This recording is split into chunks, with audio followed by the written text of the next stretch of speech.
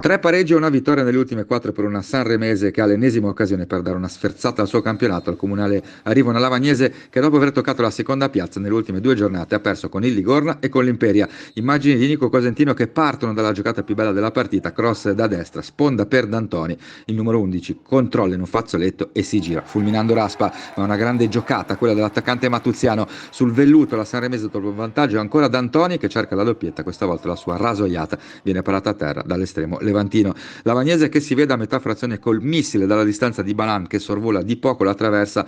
1-0 il risultato del primo tempo. La ripresa inizia con la fuga di Maglione in campo aperto. Il numero 20 controlla e dopo solo un minuto realizza la rete che potrebbe chiudere l'incontro. Il condizionale è d'obbligo perché da una parte i padroni di casa non la chiudono, dall'altra vengono fuori gli ospiti. Oneto costringe Maffia alla respinta. La Saramese reclama un rigore per questa trattenuta reiterata ai danni di Tedesco. Si continua a giocare e praticamente sul capovolgimento la difesa locale si fa trovare scoperta su un lancio dalle retrovie. Marianelli si trova tu per tu con Maffi e lo batte dando completamente un altro senso agli ultimi 22 minuti. La Lavagnese però non riesce a rendersi pericolosa e anzi è tenuta a galla da Raspa, ma è un'agonia perché termina così con il successo dei Mattuziani che allunga da 5 la striscia di risultati utili consecutivi. La Lavagnese cade per la terza volta di fila è ancora per mano di una corregionale. Prossimo turno Lavagnese Varese ed Ertona Sanremese.